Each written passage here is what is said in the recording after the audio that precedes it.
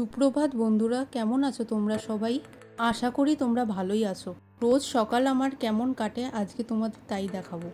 প্রথম খালি পেটে আমি উষ্ণ গরম জলে মধু এবং লেবুর রস দিয়ে একটা মিশ্রণ খেয়ে থাকি।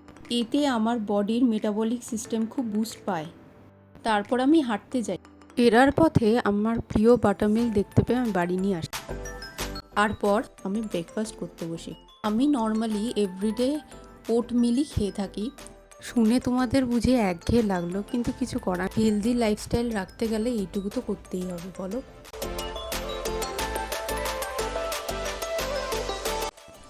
এরপর আমি স্নান সেরে নিয়ে কাজের উদ্দেশ্যে বেরিয়ে পড়ি।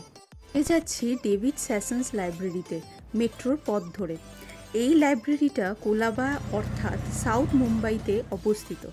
বিকেসি মেট্রো স্টেশন থেকে প্রায় 12টা স্টেশন পরে চার্চগেট স্টেশনে নেমে ট্যাক্সিতে আরও 20 মিনিট সময় লাগে পৌঁছাতে। 1870 সালে নির্মিত এই সুন্দর লাইব্রেরিটি গড়ে ওঠে দানশীল ব্যবসায়ী ডেভিড স্যাসনের আর্থিক সাহায্যে। ব্রিটিশ স্থপতিরা এর নকশা তৈরি করেন, যা আজও তার ঐতিহ্য আর সৌন্দর্যের জন্য পরিচিত।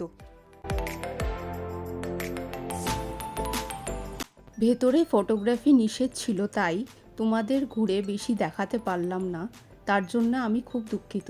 এখানে বেশ কিছুক্ষণ বসে আমার সব অফিসিয়াল কাজ সেরে আমি বাড়ির জন্য রওনা দিই।